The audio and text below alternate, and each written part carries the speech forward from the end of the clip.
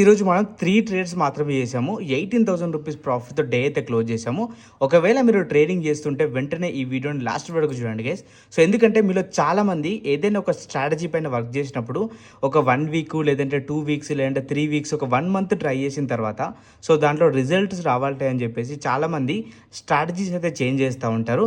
But మీరు ఎప్పుడైనా గుర్తుపెట్టుకోండి గైస్, ఒక స్ట్రాటజీని మీరు బిల్డ్ చేసుకున్న తర్వాత అదే స్ట్రాటజీని కంటిన్యూగా అది ప్రాఫిట్ ఆర్ లాస్ ఏదైనా సరే కంటిన్యూగా మీరు ఆ స్ట్రాటజీ పైనే వర్క్ చేయండి.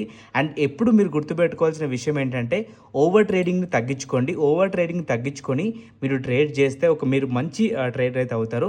అండ్ ఓవరాల్ మంత్లో మీరు గ్రీన్లో ఉండాలంటే మీకు కావాల్సింది మీకు పర్ఫెక్ట్ స్ట్రాటజీతో పాటు డిసిప్లిన్ అండ్ కన్సిస్టెన్సీ, ఈ రెండు మీ దగ్గర ఉంటే మాత్రం డెఫినెట్గా మీరు ఒక మంచి ట్రేడర్ అయితే అవుతారనమాట.